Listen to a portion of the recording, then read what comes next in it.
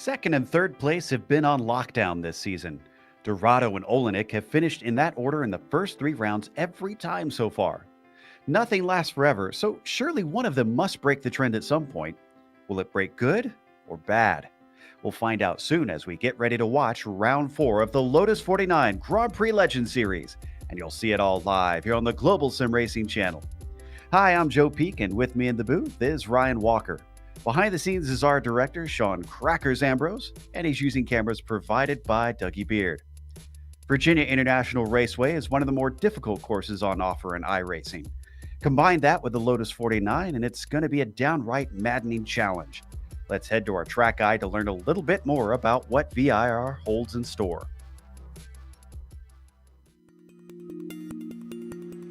Welcome to Virginia International Raceway. This track near the southern border of its namesake has had the rare blessing of being resurrected from the dead.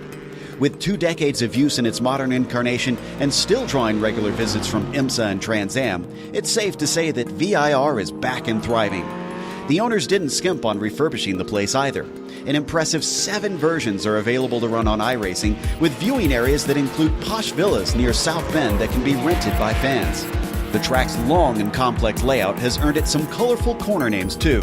The horseshoe kicks things off right away with a never-ending double apexer that tends to suck the greedy out into its runoff. Later on, fast cars lacking downforce are sent through the terrifying climbing S's and spit out of the steep drop of South Bend. Of course, there's perhaps the most famous turn of Oak Tree, which has sadly lost its eponymous flora in real life, but is retained here in the virtual world. Let's not forget one of the scariest obstacles at the end of the lap, the roller coaster. The incredible speed drivers carry up into this blind braking zone is what causes it to require such immense bravery in order to get the most out of a lap. As you'd expect, the high number of corners makes passing rather difficult. Add in the fact that many of them are dangerously swift, and track position can wind up being a major factor in races. With the picturesque backdrop of the Appalachians around them, fans are not left wanting when they come to watch drivers face off at this historic track. It's no wonder the circuit has found success in its second chance at life.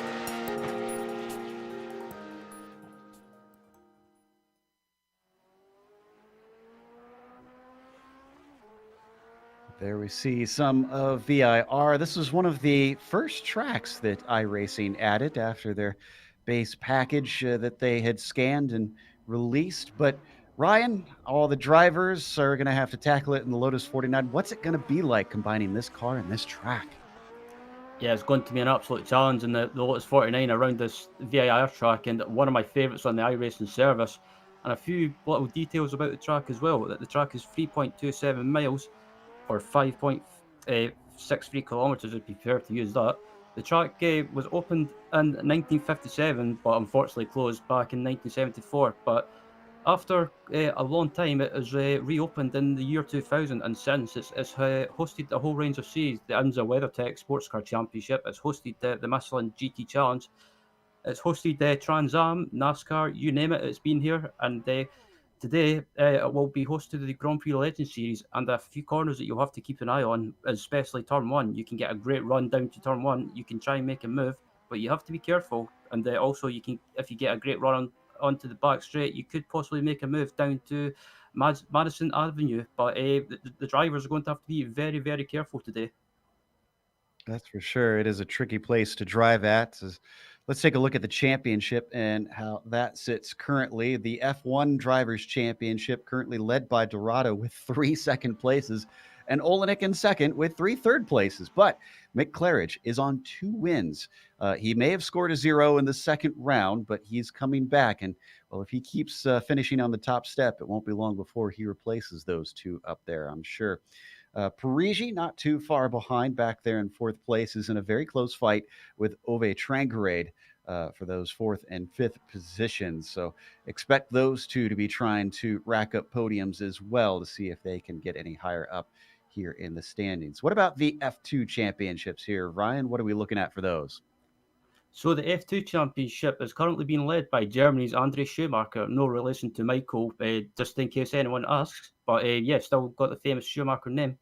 Second place is Finland's Jan Lehmann, a further 26 points further back. So still in contention and keeping Andre honest. So he could be the one to watch out for in this F2 Championship. Paul Foster from Australia rounds out the top 3 with Emmanuel Pereira from France in 4th place, and rounding out the top 5 is Marlon Williams in 5th place. And of course, we have the Nations Cup because, well, they didn't have a Constructors' Championship back in '67. So, as they did back then, the Grand Prix Legend Series tries to mimic that. So, it's by country. And Brazil, of course, Dorera leading that with them. And then you've got Olenek, of course, with the U.S. putting in 3 third places for them, and that's why they have them there. Trangarade for Norway has them up to 3rd. Mick Claridge managing to help them into fourth place. And of course, we've got Italy rounding out your top 5. Now, in case we've got viewers who've never watched before, Ryan, why don't you run down our race details for today's event? Absolutely. So this is the 4th round of the 12-round season. And for anyone tuning into the series for the first time today, or is wondering what how it all works, this will be 20 laps with a standing start. This series uses a standing start, so yeah, drivers have to get practice, start getting off the line with this car, which can be quite tricky. And the setup, as always, is open, so you are free to make any changes. The incident limit, as always, is 17x, and if you get to that or go over it, you will get a penalty. And if you get to 25x, you will be automatically disqualified from the race. So around a track such as VIR, this is something that the drivers will have to keep in mind. That's certainly easy to get a little off track here and there around this place. Before we get to the qualifying, we want to remind you, if you're looking to take advantage of GSRC's over 1 million global monthly impressions, from official series sponsorships to commercial placements, we have advertising options customizable to suit your company's needs. Follow our link in the description below to find out more if you want to advertise on GSRC. Up at the top, as you can see on the top of your screen just now, Mick Claridge goes purple and is the fastest of any driver, takes the pole away from Dorado by a whole 0.7 of a second.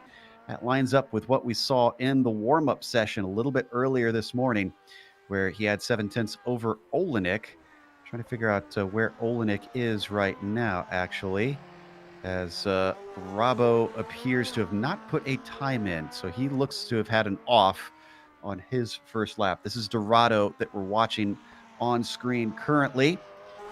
And as he swings it around Hogspin up the front stretch, let's see if he can make up what seems like a monstrous 0.7 to try and overcome. He goes quicker. It's a 42.9, but that's not going to be enough. He's still half a second away. Yeah, absolutely. Rafael Dorado, pretty much the man that improved towards the end of the season massively, and this season he's putting up a good fight for the championship at the moment. And then Mick Claridge is not getting it all his own way, but Rafael, pretty much the most improved driver and one to keep a lookout for this season. And while we're in qualifying, I just want to give a shout out to the Grand Prix Legends Endurance team, who took the win in the LMP2 class at the Petit Le Mans event last weekend with Daniel Sadro, Yuri Giesen, and Roman Pawlowski. So a great result for those guys. Claridge is able to extend his gap if he wants to. He's going to give it a try as he comes across the line. See if he can go quicker than a 42.4. Nope.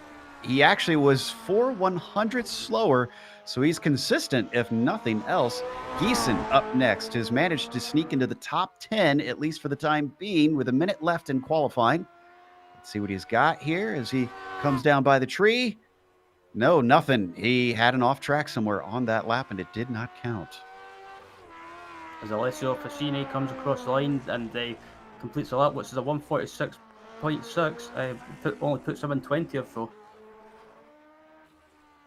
Now we've got Murakami here coming down through 14th. Looks like he's got both laps in as well, as his first one didn't count and he's already completed his second lap, so he'll do no better than P14. I think we've still got Armstrong looking to set a lap, and David Beatty, who has yet to set a lap, is not on course, so he's not going to be able to come around with enough time. So let's see if Vitrano's got another one to go. No, he's already set both of his.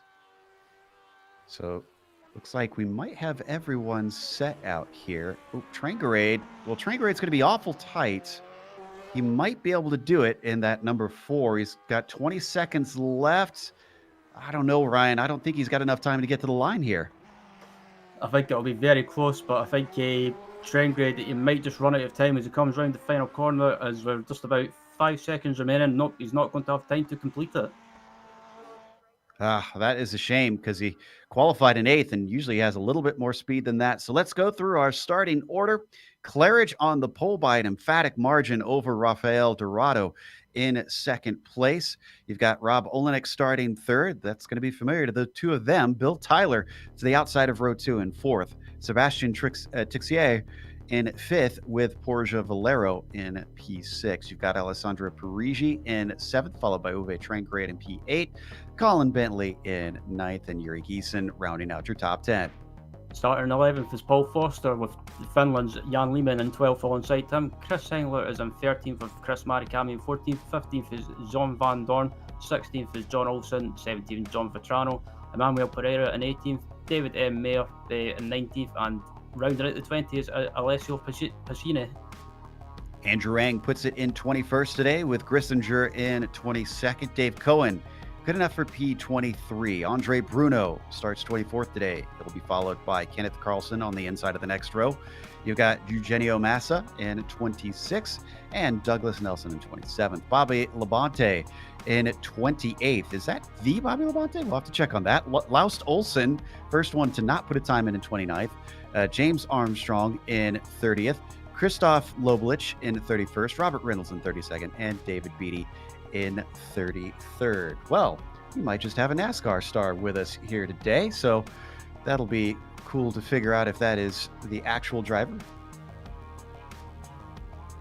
We understand that it's from the Carolina region, so not sure if that is in fact him, but there is a possibility. We'll try and confirm later. Would certainly be awesome, as I grew up watching him racing on TV, so definitely a fan. As we wait for the clock to tick down, and Mick Claridge is already out on the grid. In fact, we're just waiting on David Beatty, the last of the drivers, who finally lines up with all 33 of our runners ready to go. The engines start to rev and the lights come up. Green flag is out. And it's a decent start for Claridge. He's going to be able to hold Dorado back. Olenek looks good in the first part of the start. Bill Tyler under threat from Tixier, who looks to the inside, almost a contact between our first two as they slow up for the horseshoe.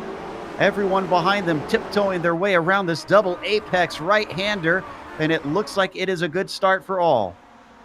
Yeah, so far so good. It looks like there's no issues at the moment, and yeah, Mick Claridge got a great start off the line alongside, along with Rafael Dorado, and at the moment, as they're coming through this tight twisted section, this is where it all could kick off. Yeah, things get very, very technical. You can see running through the snake, Mick Claridge leading them through, and then it is a very quick run through the uphill S's into South Bend. This is where it can go wrong oh so easily. Looks like the top three are stretching away, but Bill Tyler in that fourth position, very much under threat from Tixier behind him. Absolutely, as they come through this double right-hander up into Oak Tree Corner. Well, unfortunately, the tree's not on the inside in real life anymore. But anyway, as they come down this back straight, heading down to Madison Avenue, and Mick Claridge at the moment starting to just build up a slight gap with Dorado in second, and Olenek rounding out the top three as we come towards the end of lap one. So far, so good. Only driver I've seen off is Doug Nelson, way far back, but he just went a little bit off at South Bend, and otherwise as good as this little bit of side-by-side we saw in the background heading into the roller coaster. That is tricky to do. Bentley involved with that. Paul Foster, Lehman, Murakami, all the way back around 9th, 10th, 11th, and 12th. Yeah, fantastic battle going on between these guys at the moment, and Chris Marikami under pressure, heading onto the home straight from a few cars behind him, but it looks like at the moment everyone's just being sensible just about, and it looks like John Van Dorn is trying to make a move. Yeah, much of the action seems to be in the mid-pack as we were watching the number 17 there of Van Dorn. He was looking to attack Pereira, but didn't quite go off. They all get single file once again as they come up to NASCAR Bend. Pereira holding him off well as Van Dorn is trying every which way to get by. Yeah, he's looking really feisty at the moment, and yeah, can't really do anything at the moment as again we're coming in up to this tight section of the track where you can't really make a move due to it being a one line section, and everyone at the moment in the first two laps have been really sensible. Up in that fourth place, I think Tixier is doing a good job of trying to rattle Bill Tyler, because we've seen him have a little slide here and there. But the number 5 exits out of Oak Tree, that critical run down the backstretch, and this is looking very good for Sebastian. Yeah, as we watch from the rear of Bill Tyler's car, and Tixier is getting closer, but I don't think he's going to be close enough as we come to the end of the straight up to Madison Avenue, and nope, he's not close enough. Ooh, another slide. big mistake there from Bill Tyler. He takes advantage. Sebastian goes the long way around, and I think he's got it done down into Hogpin. Move him up to 4th.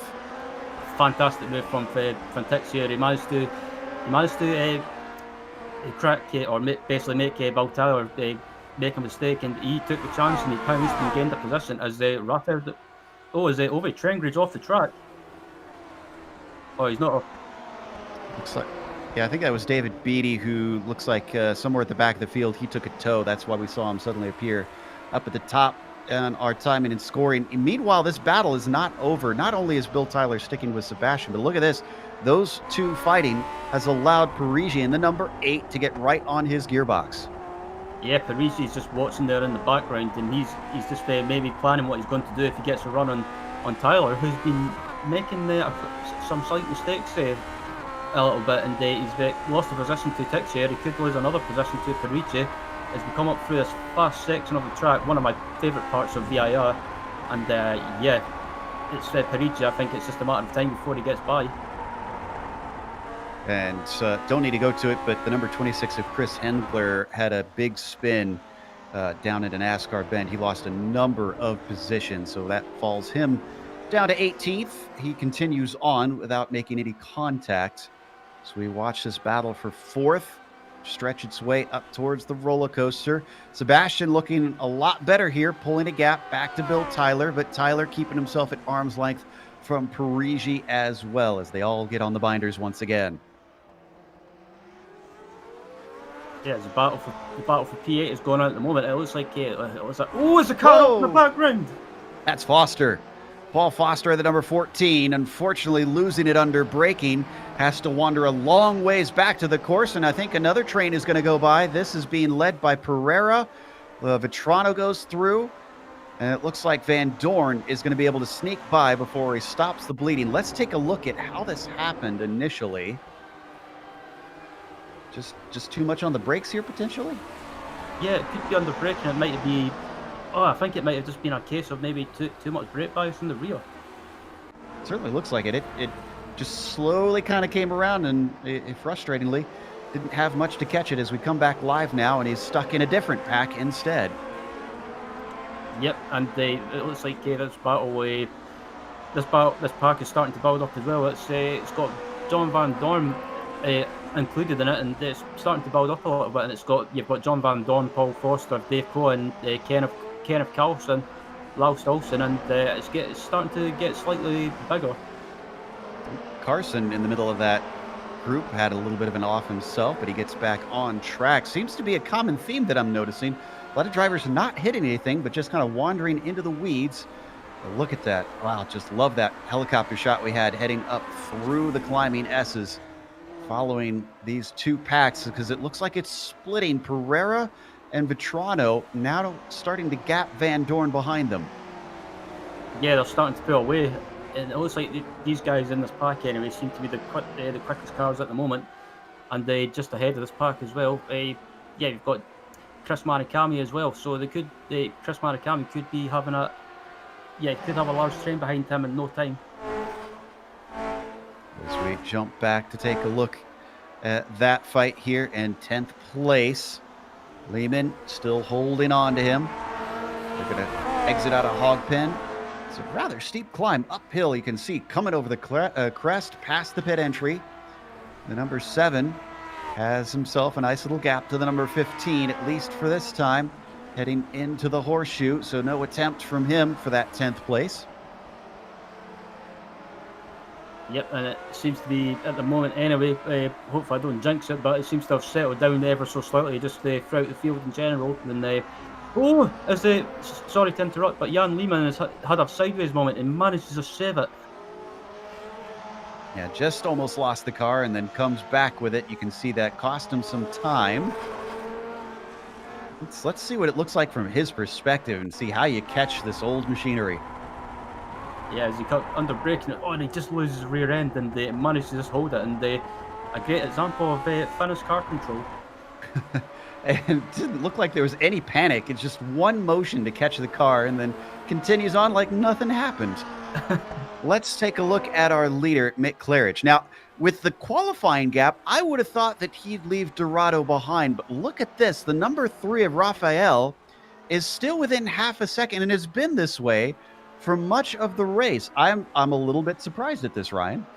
Yeah, I'm surprised as well. Normally in McLaren, you see him like just pull away and just build up a bit of a gap and then maintain that gap for the rest of the race. But at the moment, Rafael Dorado is closed him back down and he's keeping McLaren's honest. And honestly, if McLaren's at the moment, I think he might just be looking after the tyres, or maybe these tyre pressures might not be suiting the track temperatures at the moment. And Rafael Dorado is just taking every chance he can get and just trying to get Mick to make a mistake.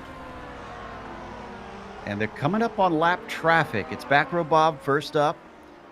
He's usually pretty polite about managing to let them through, gives them some instructions over the radio, and a little bit there with Dorado getting inconvenienced, but not drastically. He won't lose too much except for a tenth or two. As we come up to this fast section of the track again, going uphill, and yeah, it's such a fun part of the track, this VIR, especially in the Lotus 49, because you're just on the edge and you're just trying to control the car at the same time, and it's so much fun. Looks like Olenek behind them has managed to get through. Speaking of which, Rabo is dropped to about 4 seconds behind, so very much streaming away. And you can see the gap there on your screen. That is Rabo way in the background in third. And they're right on. Sorry, Joe. I was going to say, and this is a good opportunity for Trangarade, a much better exit out of Oak Tree. He's already managed to get a nose ahead, and Parisi's got no answer as a smooth move from the number 4 gets him into 6th. Yeah, it was a great move by the white Norwegian driver, managed to get the move done. And Ovi Trangarade, he's, I guess, I'm not used to seeing him this far back in the pack. Normally he's up there challenging for podiums and wins, but maybe just the nature of the track not suiting his setup or suiting his driving style. It's a pretty narrow track, and he likes to run it sideways, so I wonder if that's making it a little bit treacherous for him around here. We're not halfway through yet, so he's made progress, 2 positions up from where he started. We'll see if he can climb 2 seconds up to Bill Tyler, who unfortunately has been going the other direction. He started 4th, he's down to 5th. Yeah, Bill Tyler just can't, maybe just not used to the track, and maybe just not afraid to push, but maybe just taking it more cautious, and just maybe just settling for a top 5 result as it stands at the moment, as the battle for P16 is going on at the moment with Laus Olsen and Dave Cohen, and also Alessio Pasini in the background. So yeah, this battle's been going on for a few laps now, and Olsen is under attack from this. Whoa! Oh, that is Foster ahead of them, taking a bit of an alternate line, and unfortunately losing a position because of it. He gets the car going once again. He was trying on Van Dorn and just slipped up in the braking in a NASCAR bend. Yeah, Foster done well to save that, and I thought he was going to spin round for a second, but managed to just hold it. We've had an accident behind them. Kenneth Carlson in the number 28 and David Meyer also in NASCAR bent. And I think this was a coming together. Yes, it was. Looks like Meyer getting clipped by Carlson. Yeah, we're going to take another look at this replay. Boy, NASCAR bend's been calamity corner today. We've seen so many offs and near spins. Yeah, look at the replay. It was just a slight bit of contact, and both of them get unsettled, and both of them do what is it, synchronized off-roading. So yeah, I have to agree though, that corner, it's really easy to make a mistake, especially if you lose your focus around here. So we come back live, back to Olsen once again. Instead of him being on top of Armstrong, who makes a mistake, Armstrong goes off at the roller coaster. Both of them are going to get by, so Van Dorn and Olsen grab a spot. Foster gets through, Cohen and Pasini. Boy, that was a costly mistake. Just one little slip up, and he loses 5 positions. It's such an easy section to make a mistake in. If you run wide, or just maybe carry too much speed or lose your concentration, it's so easy to just run wide, especially in that section, because it's just, yeah, you've got some grass to go off on, but it's so hard to keep your focus sometimes. Small correction for myself. Armstrong was a lap down, so that was not for position. Guess he just let them by easily. Let's stick with this battle here on screen. Van Dorn and Olsen continue to try and fight for P14. They come out of the left hook and into the snake. It's awful close between the two of them. We've already seen the pressure get to one driver. I wonder if Olsen can do this with another now. Possible as they come up through this fast section again, heading uphill, and at the moment Van Dorn, he's not slow, but maybe just kind of just being a little bit careful and not trying to make any mistakes. But behind him, he's got Olsen, he's got Foster, so he needs to keep an eye on, but also needs to keep an eye on front. Otherwise, he'll just end up looking in the mirror too much and maybe just make a slight mistake. Back onto the back stretch as they start to pick up speed. These cars get so fast down that long run, already up to 180 miles an hour, and they have no wings for downforce, so those things just bounce around. But no attempt this time as Olsen seemed to lose out towards the end of the straight. They'll continue on behind them. A little bit of a lockup from Dave Cohen allows Piscini to get right on top of him. Yeah, as you come onto the home straight now, and it looks like Cassini's got a great run on the exit of the final corner. He might be able to get a run on Cohen heading down to turn one, but at the moment it looks like he's getting close, but not close enough to try and make a move. Yeah, that's behind them, down for 17th. Cohen going to be able to hold him back. That was a big lockup between Van Dorn and Olsen down into the horseshoe. This is essentially a train of five with a small break there between Foster and Cohen. Otherwise, they have been locked together for much of this race. Yeah, I'm keeping an eye on the lead battle as well up at the front, and the gap is about, it was 0.3 of a second, but it's back up to about half a second now. So it's kind of the gap is going up and down sometimes. Yeah, it's been tight, and actually, whoa, it's down to 0.2 there for a second. Wonder if we got a mistake from Mick Claridge. I'm going to check on it now because Dorado is as close as he's been as he rides in the slipstream as they pick up speed, 170 miles an hour around the fast sweeper, past the front stretch, down into the horseshoe. He doesn't take a look, but he is filling the mirrors of that number one machine. Yeah, Rafael Dorado is just absolutely on it at the moment. Like I said at the start of the broadcast, he's massively improved in this series since last season, and he's up there challenging for the championship. And I think if he gets a run on Claridge, he's got to try and make a move as quickly as possible and try and pull away if he can. This is probably the best opportunity we've seen from Dorado. Wonder if he'll be able to pounce here. Opportunities seem to come so rarely at this track, despite the high speeds, Ryan. It seems like it's awful difficult to try and overtake. Yeah, especially through this section they're coming through now. It's so difficult to try and make a move. But I was just watching Mick Claridge coming up the hill through that fast section. He over one of the curves, he got airborne big time and managed to amazingly keep control of the car. Just a quick update: Bill Tyler lost 5th to Parigi with an off coming out of left hook. He continues on. We'll head back down to 15th position.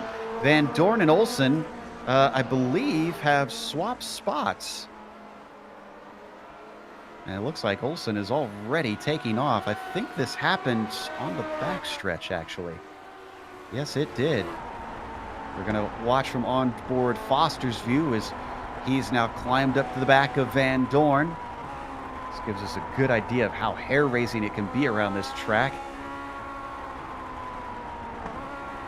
Yep, as they come through to this double right-hander now, and Van Dorn, he just seems to be, like I say, he's maybe just he doesn't want to push too much, and he's more than happy just to maybe just lose a position or two and just play it safe and make it to the end of the race. But Van Dorn, he's trying to keep Foster behind him at bay, but I think it's just a matter of time before Foster gets by him and just starts pulling away. A little bit of a poke from Foster. Oh, and behind them, side by side between Cohen and Piscini into the roller coaster, but doesn't look like Piscini is able to pull it off. Cohen will stay ahead in 17th.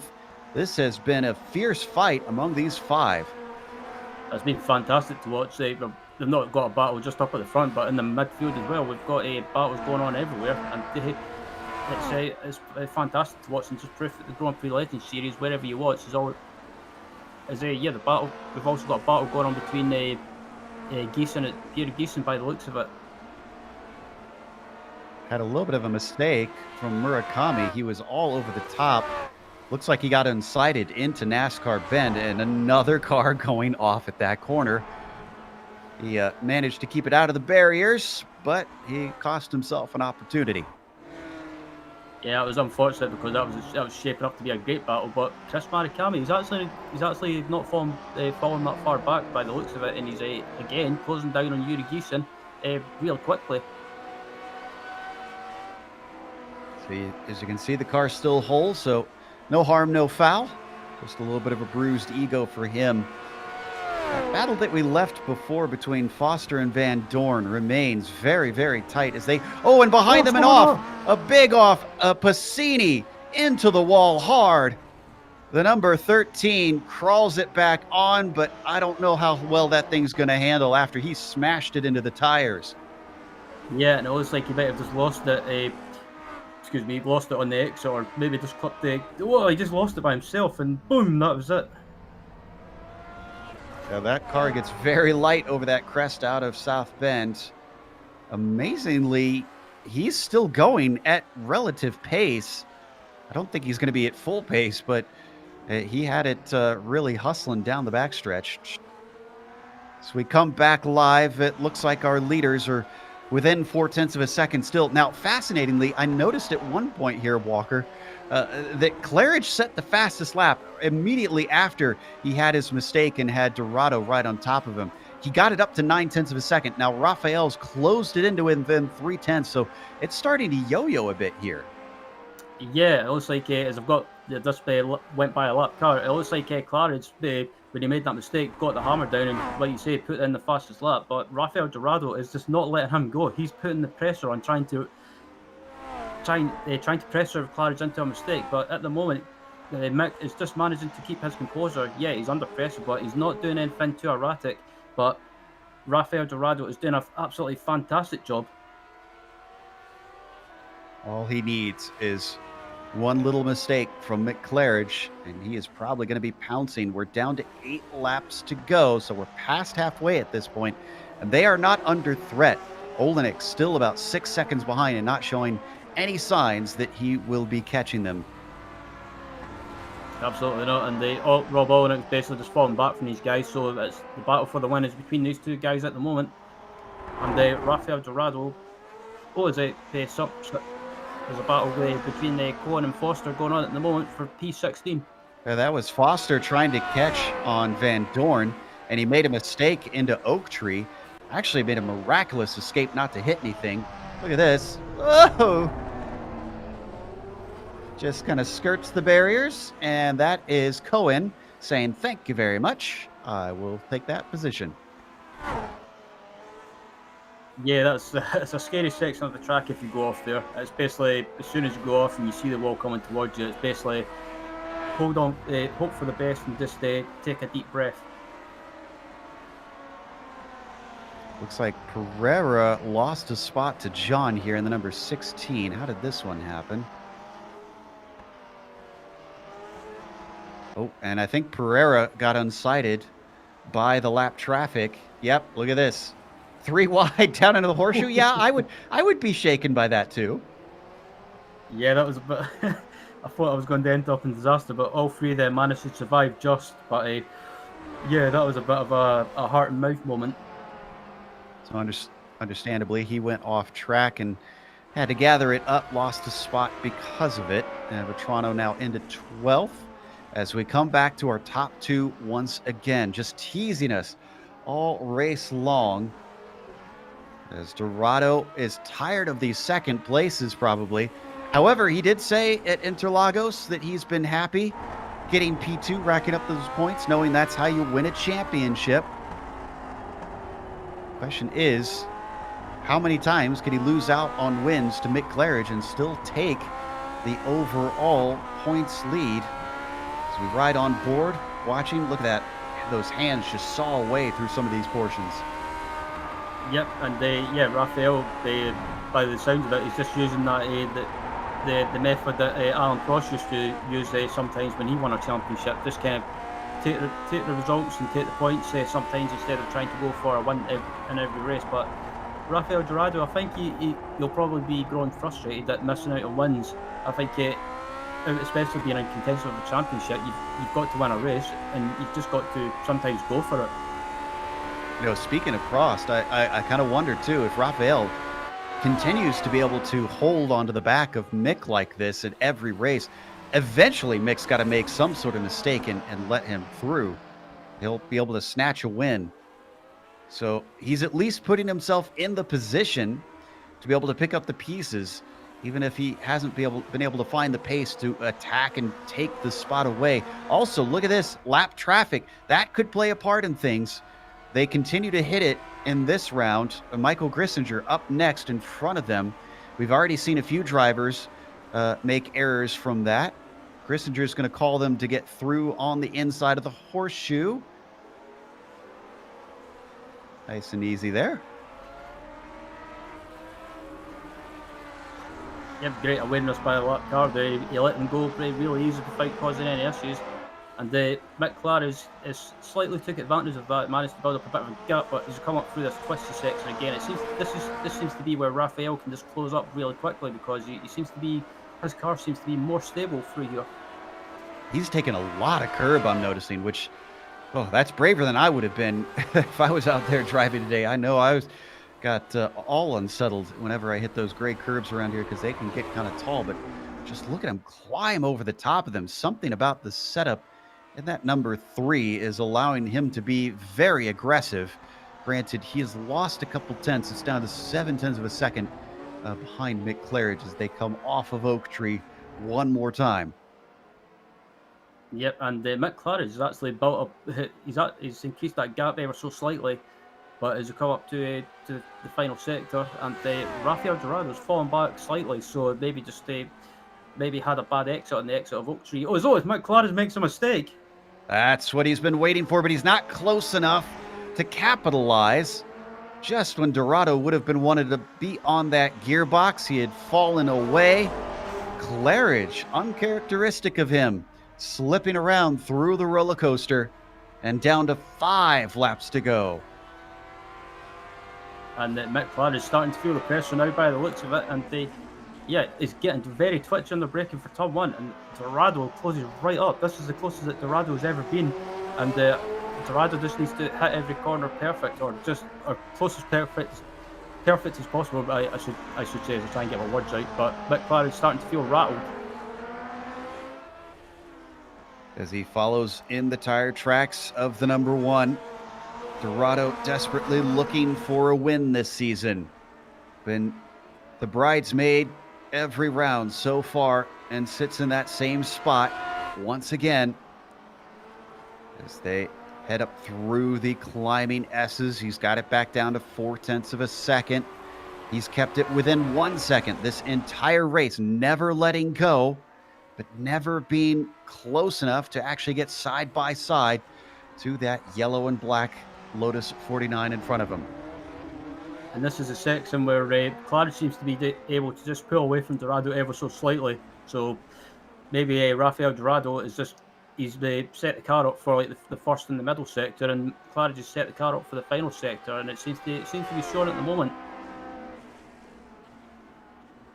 Up to the top of the hill in the roller coaster, highest point on the circuit. Then they'll plunge back downhill into Hogpen, one of the lowest points. As they pick up speed here on the front stretch, this is where they need that exit. Keep it safe up into the horseshoe, and Claridge looking very strong here now, starting to pick up the pace once again as they cross the start-finish line. A 42.5, just a 10th off of his quickest lap so far in this race, locking up the brakes into the first corner. Dorado clearly pushing to keep up with him. Absolutely, he's just absolutely wringing the neck out of this car, and he's just doing everything to try and keep up with Mick Claridge. And Mick Claridge, he made that slight mistake, but he managed to keep hold of the car and keep it on track. But Rafael Dorado is just absolutely giving it everything, and I think there's nothing more he can do. He's just got to keep going for it and keep pushing. Otherwise, he'll lose touch with Mick. And with a dramatic flare, this is our closest fight on the track. Nobody else is near enough to each other for a battle. With down to 4 to go now, Dorado is starting to run out of time to make something happen, but he can see cracks in the wall. Claridge has been making mistakes here and there, but can we see Dorado make something out of it as we ride on board, looking over his right shoulder? It's up to 9/10. Claridge, is he able to hold him at arm's length this race and keep him back in second once again? He's come up to this downhill section now, and Dorado closes up slightly, but it just seems to be Mick Claridge just doing the perfect job to maintain that gap. And every time Dorado gets close, Mick's just manages to increase that gap ever so slightly, or just make it big enough that he's able to control it. They are so tight on pace. Their fastest lap is a 7/1000th apart. It is that close between them. This time through, Dorado with a 43 flat compared to Claridge's 42.7. He pulls about 3/10 away. They've gapped Olenek up to 10 seconds now. The number 2 car has no answer for them, but the good news for Rob is even though it'll be another 3rd place for him, he is 15 seconds ahead of Uwe Trangerade, who has now climbed up to P4 from 8th place. So Uwe has done a great job trying to get himself up from a poor qualifying. 5th place in the meantime, Parigi now has Tixier, who, remember, fell back a little bit and is now back up to 6th, looking to be back where he started in P5. Absolutely. This battle's been brewing up for a while, and it's all starting to kick off rather in the closing stages, and Parigi and Tixier have been going at it for ages, and it's nothing to separate these guys. Looks like Parigi got a slight bit of understeer on the exit of the corner there, but manages to stay in front of Sebastian. And yeah, these guys battling away for P5, but not too far behind either. We've got Bill Tyler, so if any of these two in front of him get caught up, Tyler could be the one to pick up the pieces and pick up a couple of positions. Oh! A big mistake, and how did he catch that car? Parigi should have lost it by all counts, but somehow keeps it together through the climbing S's and only loses 1 place. Can we get an onboard replay with the number 8 machine? I've done this myself and absolutely chucked it into the barriers. Full lock, absolute full lock in the grass, and just catches it as soon as it comes onto the pavement. Incredible. I'm amazed he managed to hold that. I thought he was going into the barrier of the tyre wall for a second there, but amazingly he managed to keep hold of that. And yeah, wow, just I've got no other words for that. He's got what looks like an Air Force inspired scheme on that car, and he was about flying straight into the wall, but saved it somehow. Certainly showing some guts in that number 8. Parigi continues in P6, and I think we've had a mistake from Dorado because he's up to 1.7 seconds, and I think it happened on this lap. I'm trying to find it. I'm not seeing anything super dramatic from him.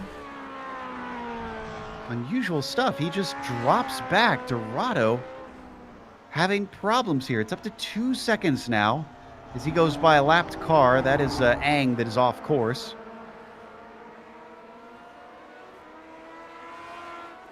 So we're going to get the white flag this time by from Mick Claridge, who's got himself the biggest gap he's had all race long.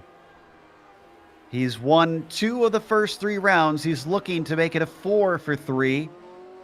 The number 1, I don't believe he'll be able to take over the points lead if he takes this victory, but it is going to make him 1 step closer, and I think he might overtake Rob Olenek, who sits back in 3rd.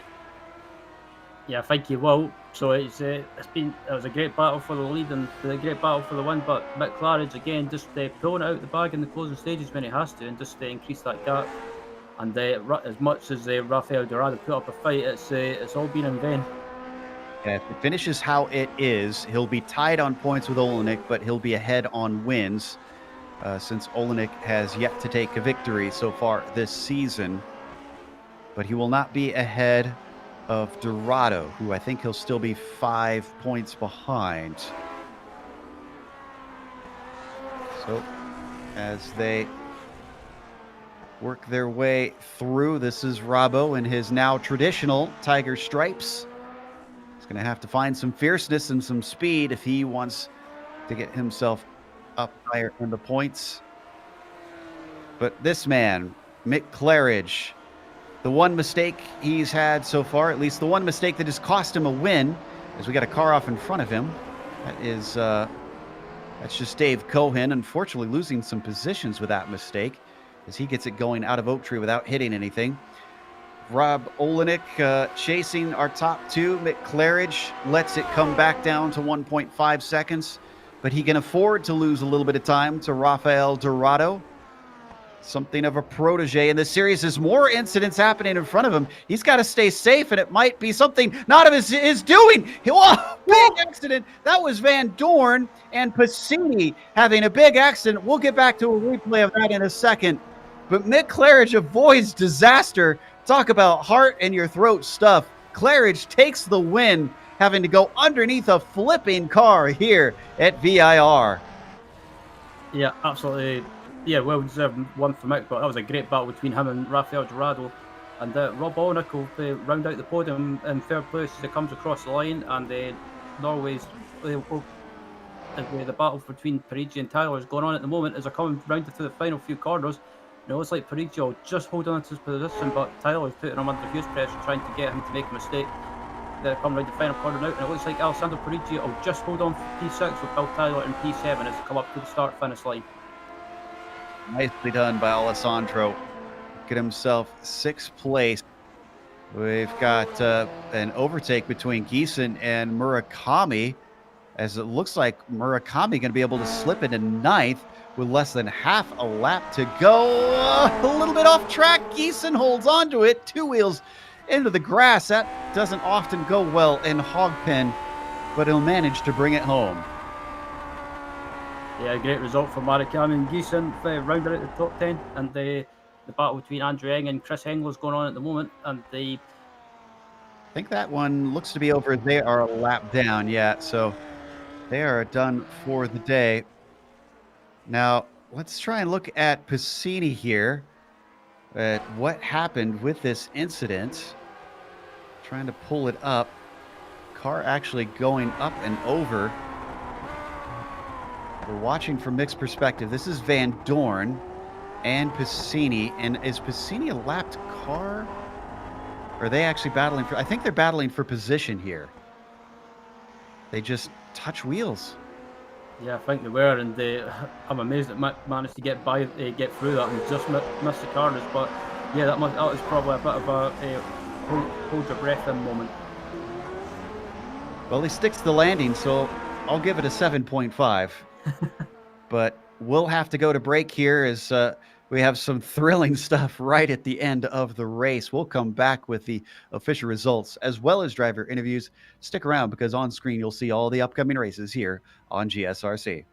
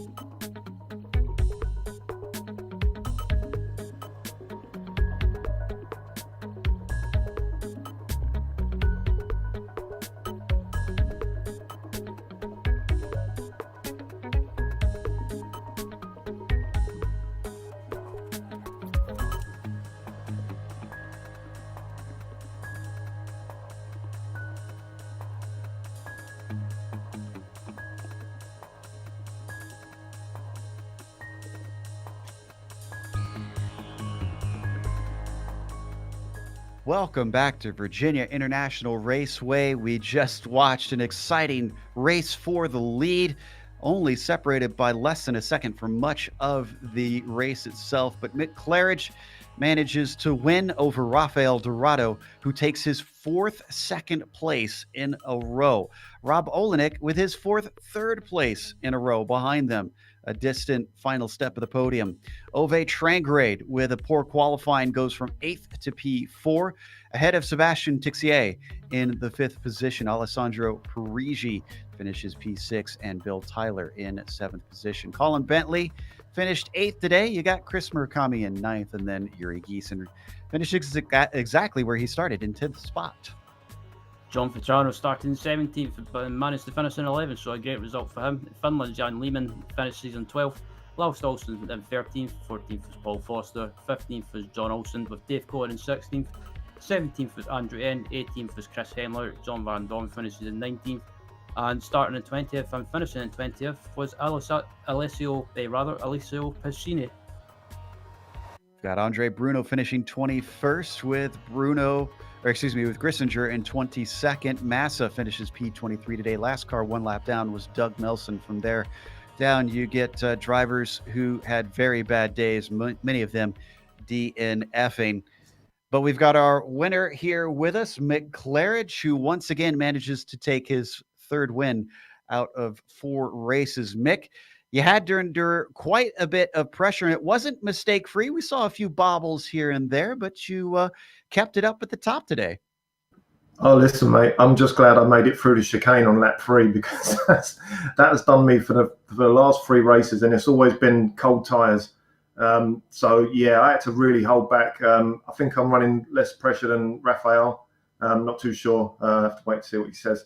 But, yeah, it's weird at the moment. I think you saw at the end there, I've got a bit of a gap, and I think that's when the tyres come in again. I think it's the old thing, Joe, what we used to know about years and years ago in this car. I think it's come back. So yeah, tough race, man. Tough, bloody hell.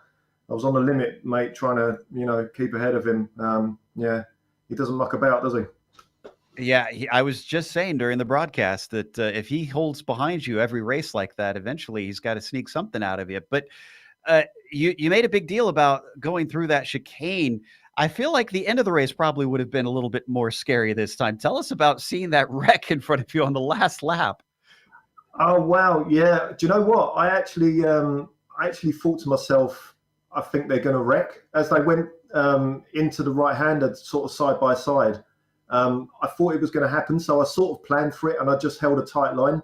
And I was just lucky that I chose the right line. So yeah, but just a bit of foresight, I think, really there. Yeah, those racers' instincts coming in handy. Now, you're still not in the points lead, but you're clearly climbing your way back. Rafael's making this at least something of a fight. I mean, do you feel like he's got one coming to him at some point this season? You're going to try and lock him out? No, I won't be able to lock him out. He's does too many laps during the week practice. He'll get one, and then it's going to be that thing when he does get one, he's going to get a lot. I think that's what's going to happen with him because that's just the kind of guy he is. I think he's definitely got the speed. Maybe didn't have it in qualifying today, and it's really tough to get a pass done if the guy in front doesn't really stuff up, by coming off the track here. So no, there's going to be times where we're going to have some serious races. He's going to get it soon. I think he's only been here a season, mate. Yeah, and impressive seeing how quickly he's come through. Well, congratulations on another victory, sir, and we'll hope to see you again next week. Well, thank you, sir.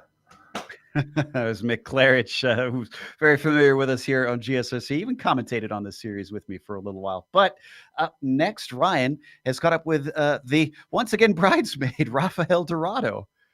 Yeah, Rafael finishing in second place, but he was there and thereabouts challenging for the win, giving Mick Claridge a good battle. But unfortunately, Rafael, you missed out in the win, and again, you finished in second. I guess you might be slightly frustrated, but on the other hand, you must be really good with the pace that you're showing at the moment in the Lotus 49.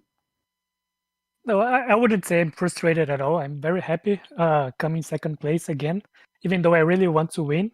But I also have to be realistic. Mick Claridge is a 4-time GSRC champion and also a 10-time iRacing official championship champion.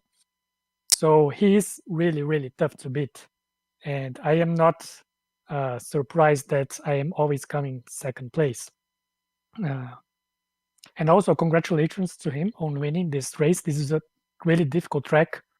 And every time I was able to get a bit closer and put some pressure, he would make a perfect lap and then open a gap again. And it was the whole race like that.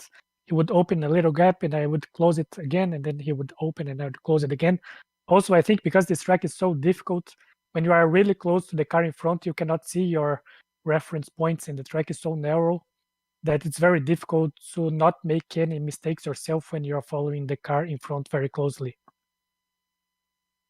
And what did you think of the Lotus 49 around VIR? Is it a track you would love to come back to for next season, or is it kind of what do you think? Oh yeah, it was my first time in this track and I love it. It's a very challenging track, very difficult. I think of all the tracks that I have driven in the 49 so far, this one was the one that I crashed the most during practice. And I usually don't crash at all, even in practice. But this time, every time I was in the car, I was crashing all the time. It took a really long time for me to build the confidence and the consistency to be ready to race this week. But I like the track, and I hope we'll see it again many more times. And looking at Imola next week, have you ever raced around there? And do you think you can finally beat Mick and take your first one of the season? I have no idea. It's always a surprise where Mick will be fast or not. And once again, Imola is going to be a new track for me. I've never driven there before. So it's going to be a double challenge of first learning the track and then trying to keep up with Mick. And before we let you go, is there anyone you want to give a thank you to? Yeah, I want to give a shout out to my mates in Brasilia who are watching, Daniel, Marcius. Also, my parents are watching. And so thank you for watching, guys. Good stuff. As I say, that was second place finisher, Rafael Dorado, for joining us in the booth. And they just missing out in the one, but took a second place finish. And I have to say, Joe, if that race is anything to go by, I think we should be in for an absolute fantastic race at Imola next week. No doubt it's going to be another very tough one, especially for this car that does not like chicanes typically. A big thank you goes out to the Lotus 49 community for bringing us back for another season of coverage. But also we give a thank you to the companies that provide the software and the hardware for our broadcast listed here on your screen. Additional thanks go to June Lalonde, who provides our wonderful music. See the screen for how to get hold of more of her great work. And thanks to the team today, Ryan, Sean, and Dougie. If you'd like to find out more about GSRC, including upcoming races, you can find it at globalsimracingchannel.com or check out our social media outlets. Our Twitter is at GSR Channel, Facebook Global Sim Racing Channel, and Instagram GSRC_Graham. If you'd like to support us, we got a merchandise store at gsrc.storenv.com. Another one with a link in the description below. And while you're down there, make sure and subscribe to our channel. As we mentioned, the next race is going to be Imola. That'll be Saturday, October 17th at 9:30 a.m. Eastern.